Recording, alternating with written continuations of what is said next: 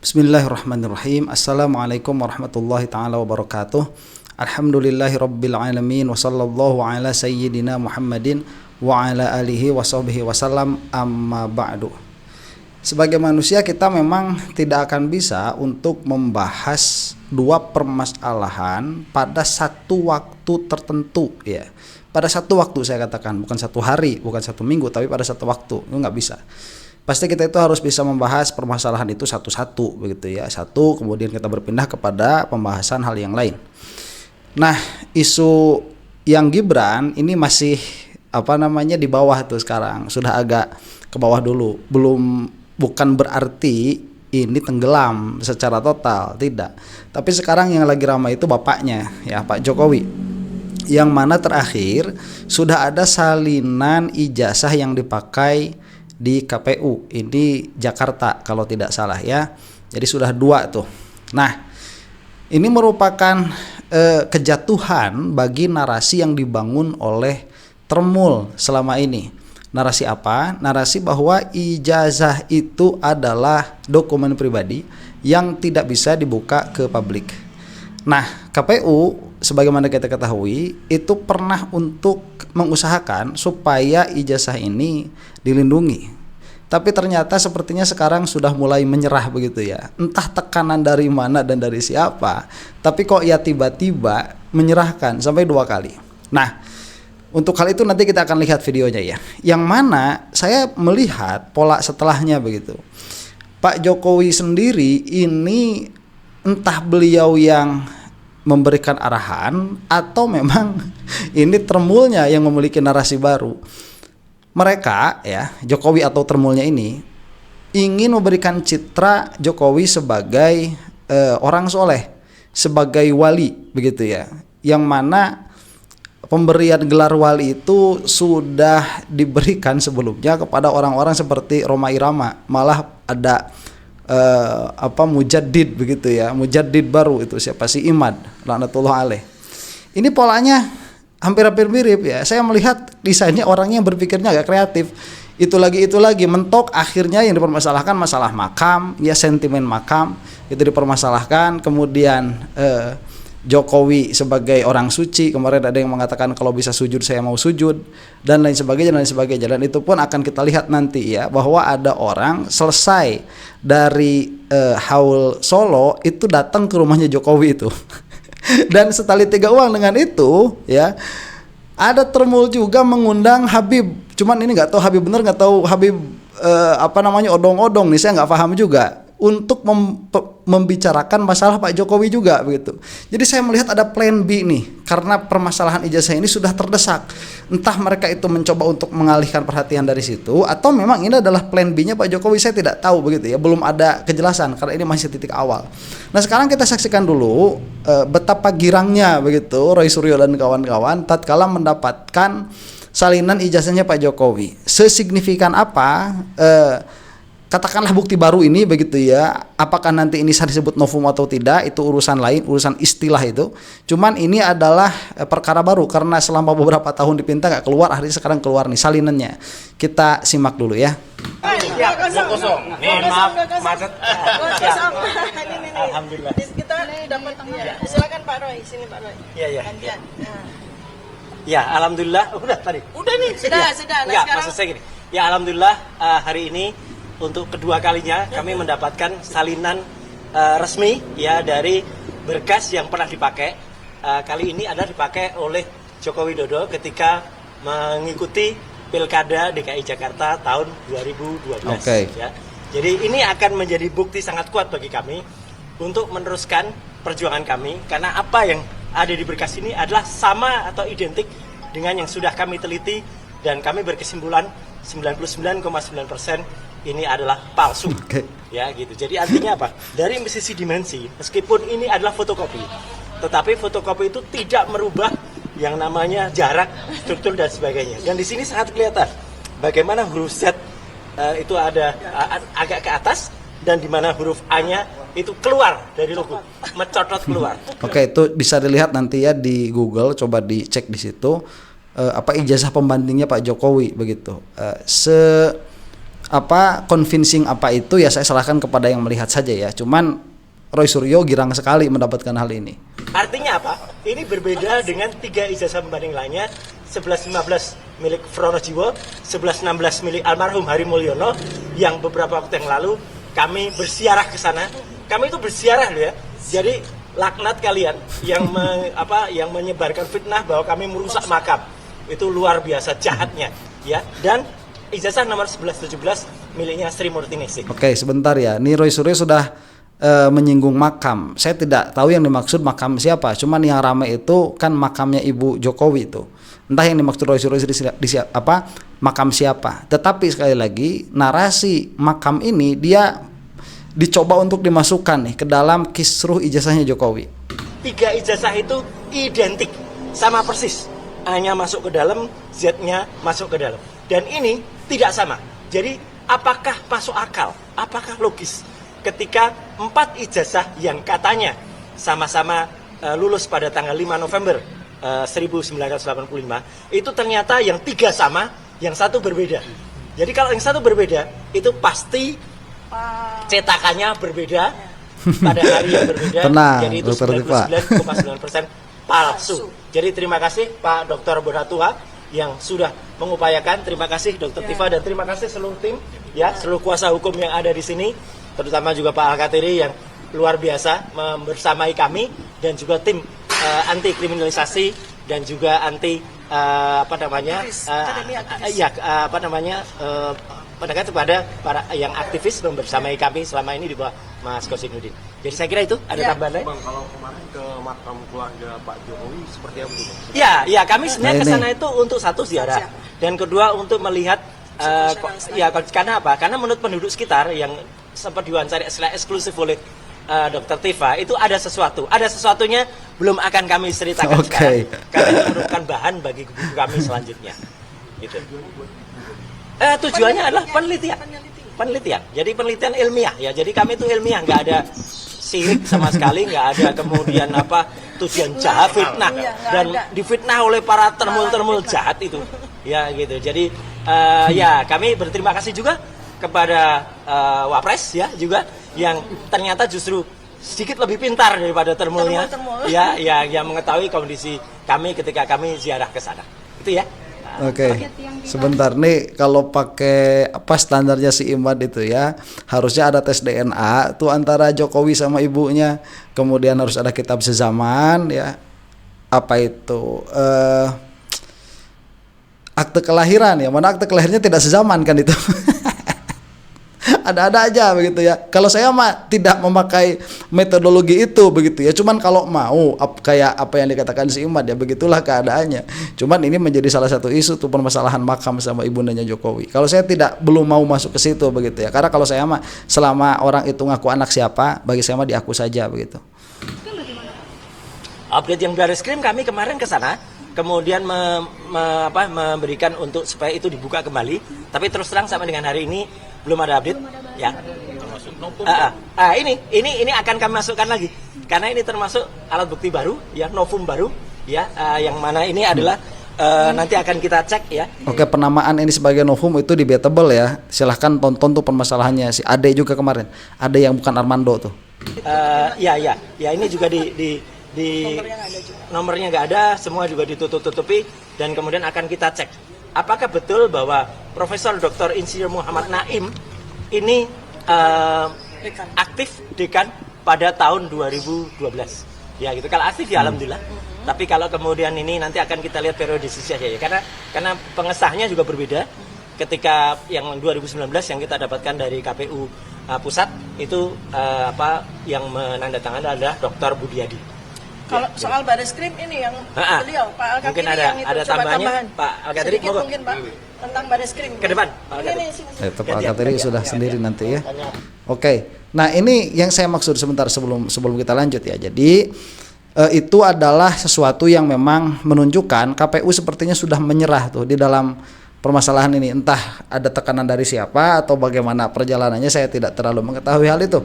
Tidak punya cukup waktu banyak untuk meneliti ya ada apa di belakangnya. Nah, Cuman yang mau saya soroti dulu adalah upaya perubahan narasi bahwa Jokowi ini adalah seorang yang soleh, diululukan, ditunggu oleh banyak orang sampai dimimpikan, kemudian mau disujudi begitu. Kemudian yang lucunya lagi, orang selesai haul Solo itu datang ke Pak Jokowi. Saya tidak mengatakan itu bermasalah begitu ya. Cuman ini seperti ada missing pieces saja, seperti ada puzzle yang kemudian mencoba untuk dibangun kembali begitu. Dan sejauh ini terkaan saya itu selalu seperti bola salju begitu, lebih besar. Saya katakan kemarin demikian. Kemudian pada hari ini tadi itu ada yang dari haul Solo datang ke rumahnya Pak Jokowi. Setelah itu atau bahkan bertepatan dengan itu ada Habib yang diundang oleh Termul ya. Kita saksikan dulu yang ini nih, yang di Solo. Ini dulu ya, kita saksikannya nih. Bagaimana Pak Jokowi itu ditunggu kedatangannya. Kita langsung saja ke sini. Sebentar, itu orang udah lama ya kan.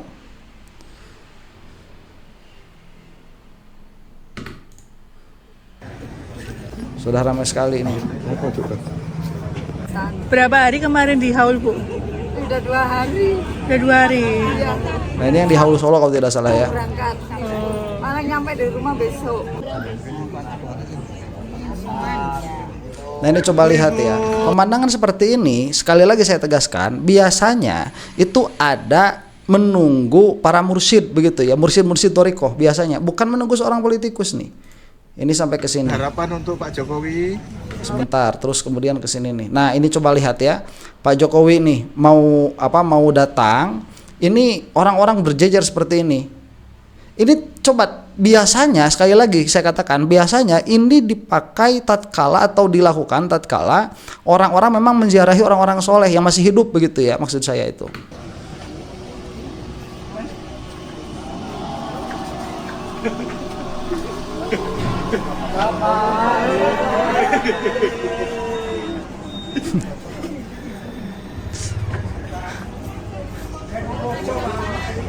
Coba Anda lihat, apakah Anda pernah melihat politikus itu seperti ini? Nggak pernah melihat itu, nggak pernah melihat. Ini narasi menjijikan. Kalau saya menilai begitu ya, kalau saya merasa lah begitu. Saya cuma mengucapkan apa yang saya rasakan saja. Ini apa yang coba dibangun ini oleh Jokowi ini? Ini coba ke sini. Ini kemarin kan nangis-nangis itu. Udah mulai enggang, udah kayak wayang aja Pak Jokowi ini. Ya udah itu liatin orang-orang ini ngantri buat masuk ke rumah Depan Jabadoki Pak Jokowi untuk untuk bersalaman begitu, untuk bersalaman. Masuk ke sana. Bersalaman, suntangan, kemudian dapat kaos, pulang dari situ nangis-nangis. Ini sekali lagi saya katakan, biasanya itu kayak kita kalau mau bertemu dengan salah satu petinggi thorikoh ya. Nah ini nih yang dari haul Solonya nih. Sebentar. Dari mana kita Ketua rombongan saya. Oh, ketua rombongan. Semoga bisa bertemu Bu. Dari mana ini Pak? Lumajang. Purworejo. Satu rombongan ya? Oh iya.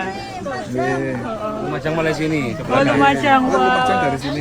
Berapa bus ini Pak? Ketua rombongan saya. Oh, ketua rombongan. Berapa orang nih Pak dari Lumajang? Bis 60 orang. Oke, langsung ke sini atau tadi ya di acara dulu? Tadi mulai hari Sabtu kemarin berangkat, kita berziarah dulu ke Jawa Timur, kemudian ke sebagian Jawa Tengah. Setelah itu kemarin menghadiri hall Alif Ali di Pasar Kliwon. Kemudian tadi pagi kita mengikuti acara Maulid. Setelah itu kita ke sini. Oke. Pak, mungkin ada doa dan harapan Pak untuk Pak Jokowi Pak. Mudah-mudahan Pak Jokowi. Oke, sebentar, cukup sampai situ ya, itu yang mau saya ini kan. Nah, pengertiannya sekarang Jokowi ini sudah menjadi destinasi wisata religi. Yang mana itu biasanya kan ziarah para wali begitu ya. Entah apa alasannya, siapa ini ketua rombongannya itu membawa sekalian ke Pak Jokowi ya. Apakah itu salah? Saya rasa tidak. Ya, saya rasa tidak salah. Dalam pengertian orang mau silaturahim ya, nggak jadi permasalahan. Cuman visi saja, saya mencium bau amis begitu ya di sini. Di mana bawa amisnya? Jadi Jokowi itu orang yang membubarkan FPI. Nih orang kalau ikut ke Haul Solo ini berarti Muhyiddin, tapi kok silaturahim ke rumahnya Pak Jokowi? Dan kita dengarkan dulu apa harapannya ya, cita-citanya orang ini nih. Panjang umur, sehat selalu, diberkahi segala usaha dan rezekinya. Oke, terima kasih. Ini Lumajang mana ini Lumajang? Lumajang Pasirian, Orangnya mana ini? dekat Semeru. Nah, oke. Nah itu kalau saya aminkan saja tadi apa yang didoakan. Mudah-mudahan demikian adanya. Tidak menjadi kebencian kita itu ya sampai menginginkan Pak Jokowi celaka, itu enggak. Nah tadi visi begitu ya. Saya katakan apa, bau amis. Kok bisa seperti itu? Salah? Tidak. Sekali lagi saya katakan tidak. Cuman ada pola begitu ya. Kalau berbarengan kemudian ada pola di dalam kejadian berikutnya atau berbarengan membawa juga Habib ya, sebagaimana akan kita saksikan di sini nih. Ini. Nah, sebentar ya. Jadi seperti akan ada pola yang mau dibangun, plan B. Kita saksikan ini. Hai penonton Ruang Konsensus Unpacking Indonesia dimanapun Anda berada. Assalamualaikum warahmatullahi wabarakatuh. Waalaikumsalam warahmatullahi Di wabarakatuh. hari Jumat yang penuh berkah ini sengaja mendatangkan seorang Habib akan ke Ruang Konsensus. Kita akan berdiskusi tentang bagaimana adab-adab ketika kita berziarah ke makam, apalagi ke makam orang yang dianggap mulia. Ya kan, masalah makam kan. Nih, ini videonya panjang sekali. Mungkin kita tidak akan bisa bereaksi semuanya ya. Kita akan lihat saja sampai mana kita bisa mereaksinya ini. Nah, ini kan baru ini kita mendengar ada sekelompok kledung ya kan mengunjungi makam mendiang Ibu Suyatmi Noto Meharjo, ibunda tercinta Pak Jokowi. Dan itu viral karena yang datang itu adalah Roy Suryo, Tifa, dan Refli Harun. Jadi saya nggak menyebut mereka tuh teroris karena nggak ada responnya. Kalau yang datang juga respon, mungkin teroris berkunjung atau berziarah ke makam mendiang Ibu Suyatmi. Nah, yang menjadi viral adalah dan rame membuat seluruh relawan Jokowi marah. Kenapa? Karena di situ ditebar lagi fitnah kepada makam orang yang sudah meninggal. Ini luar biasa. Akal sehat kita ya kan benar injak. Akal sehat injak itu kan artinya ini sudah benar di luar nalar. Akal sehat itu yang menginjak-injak ya tremul ya. Bahkan ada fitnah juga bahwa ini bukan makam ibunya Pak Jokowi karena selisih umurnya kok terlalu dekat. Bahkan dikasih nama juga nama yang bukan nama Ibu Sucia. Nah, saya sudah kedatangan Habib Syakur Ali Mahdi. Assalamualaikum, Bib. Waalaikumsalam. Oke, sebentar, ini Habib tuh Habib namanya atau beliau ini memang Habib ya, saya tidak tahu. Yang tahu komentar di bawah ya. Ini adalah inisiator gerakan Nurani Kebangsaan. Luar biasa, Bib. Tentu Habib juga sudah nonton ya videonya ya. Sudah. Sebentar, itu Nurani Kebangsaan itu apa? Bukan termul juga ya? Komentar lagi di bawah tuh buat yang tahu. Seorang yang kita sama-sama beragama, mungkin kita sama Muslim dan juga agama-agama yang lain, tentu yang namanya makam sesuatu yang kita hormati bukan karena ada apa-apa, karena kan itu monumen ya. Kalau misalnya kita punya orang tua sudah meninggal, inilah monumen orang tua kita kan gitu ya. Yeah. Kita hormati, kita jaga, kita rawat gitu loh. Tiba-tiba ada orang datang ke makam orang tua kita, kemudian menjelekkan orang tua kita. Saya aja kalau misalnya itu orang tua saya juga marah pasti. Aduh, tuh kemana Habib ini waktu makam buyutnya Habib Umar diacak-acak kemarin, kemana? Mana juga orang ini kalau memang yang diperjuangkan itu adalah nilainya, seperti yang dikatakan tadi, ini sudah menginjak-injak akal sehat. Mana tuh waktu PWLS kemarin ngancurin makam kamu? Ya. Apalagi saya sebagai anak Sulung Mulyono kan begitu. Nah, Bib, bisa nggak diberikan pencerahan kepada penonton Unpacking Indonesia? Ya. Adab orang berziarah ke makam itu apa yang boleh dan apa yang tidak boleh. Dan menurut Habib, penilaian si Tifa yang mengatakan yang nggak benar tentang Ibunda Jokowi itu kategorinya apa ya, Bib, manusia seperti itu? Silakan, Bib. Bismillahirrahmanirrahim. Jadi saya mengamati video tersebut secara khusus. Mereka itu memang ada misi khusus yang berkaitan dengan ingin meyakinkan kepada masyarakat bahwa yang namanya Pak Jokowi dan keluarganya tidak bisa diprediksi kebenarannya menurut silsilah. Nah, ini kan merupakan satu pelanggaran moral. Kenapa Jokowi yang disorot? Kenapa Jokowi yang dimusuh? Lah, kenapa kamu komentar waktu Jokowi digituin, tapi waktu Mbak Alwi digituin kamu tidak komentar? Ada misi apa mereka ini? Kalau kita sebagai anak bangsa, harusnya kita bangga. Kita lahir di Indonesia, insan suci Pancasila, insan Indonesia sejati. Sebelum menuju insan suci Pancasila, kita merasa dirahmati oleh Allah dengan negeri yang teduh, sejuk, guyup. Setelah Pak Jokowi jadi presiden, komitmen Pak Jokowi untuk bangsa ini tidak bisa dipandang sebelah mata. Banyak prestasi-prestasi Pak Jokowi dalam memimpin bangsa ini yang sudah kita tidak sebutkan satu persatu. Iya, banyak juga permasalahannya, timbang-timbang. Begini, ya, kriminal itu dia tidak bisa ditutup dengan prestasi, nggak bisa. Ya, prestasi itu sendiri, kriminal itu sendiri. Kemungkinan Pak Jokowi ini bertindak kriminal di dalam masa kepemimpinannya itu sangat besar. Lah, menteri-menterinya itu kriminal kok? Nggak semua, saya katakan tidak semua, banyak. Ya, apakah Pak Jokowi terlibat? Secara materi kemarin sudah terbuka peluang itu untuk dipanggil Pak Jokowi. Ada pemanggilannya? Nggak ada begitu. Ya, kalau misalkan kita nih ya, seorang pemimpin itu tatkala dia mengatakan dia itu berprestasi, apalagi cuman sekelas dia Jokowi, berprestasinya itu cuman mengeluarkan APBN yang ditarikin duit kita kok begitu, cuman ngeluarin APBN. Apa di mana prestasinya? Mana prestasinya Jokowi? Nggak ada. Kalau misalkan jalan tol dipakai sama orang yang bayar, ya dipakai sama orang yang bayar, kemudian banyak juga swasta yang terlibat di situ. Oke lah, itu debatable, nggak usah disebutin satu, nggak ngurus sebesar apa itu jasanya Jokowi. Pak Soeharto itu loh, kurang apa jasanya kalau pola pikir kita mau seperti itu. 32 tahun membangun Indonesia, ya, dari mulai tambang emasnya sampai jalannya sampai apanya segala macam begitu. Kita mau bicara statistik, kita bisa berbicara tentang statistik, tetapi di akhir pemerintahannya beliau itu diadili juga begitu. Dari mana mulainya diadili itu? Dari kecurigaan yang ada. Ini mah nggak ada sama Jokowi, nggak bisa itu menghilangkan kemungkinan kejahatan yang dilakukan oleh Jokowi, itu nggak bisa. Di sini mereka datang itu berdasarkan apa? Hawa nafsu. Mereka ingin mencari cara supaya negara ini gagal. Dalam artian begini, pencalonan Pak Jokowi. Sebentar ya, dengan hawa nafsu bagaimana mereka itu membawa data, ya, RRT itu membawa data mereka itu itu sekarang lo udah dibuka datanya yang tadinya nggak bisa dibuka, KPU tuh ijazahnya Jokowi. Dipertanyakan ijazahnya, dipertanyakan silsilahnya. Ini sudah gerombolan orang-orang yang tidak punya rasa kemanusiaan. Kenapa saya katakan demikian? Karena mereka itu tidak pernah lelah untuk menjatuhkan sesama anak bangsa. Mereka bukan orang-orang yang memiliki sikap-sikap etika keindonesiaan. Ini masalahnya masalah hukum, Bapak, bukan cuma masalah etika.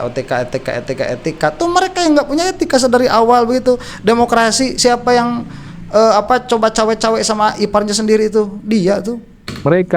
Bahkan mereka jauh dari norma agama. Tidak punya adab sama sekali. Mereka datang ke makam. Mungkin mereka tidak dalam keadaan berwudu, bersuci. Mereka hanya menyampaikan emosional semata. Ini harus dipertanyakan. Itu sejak kapan harus begitu? Ya, sejak kapan? Urusan sunnah saya tidak tahu. Keluarkan kitab fikihnya lah ya. Cuman permasalahannya seperti ini. Kalau kita mengatakan etika apa beragama begitu. Siapa yang maju sama Ahok itu?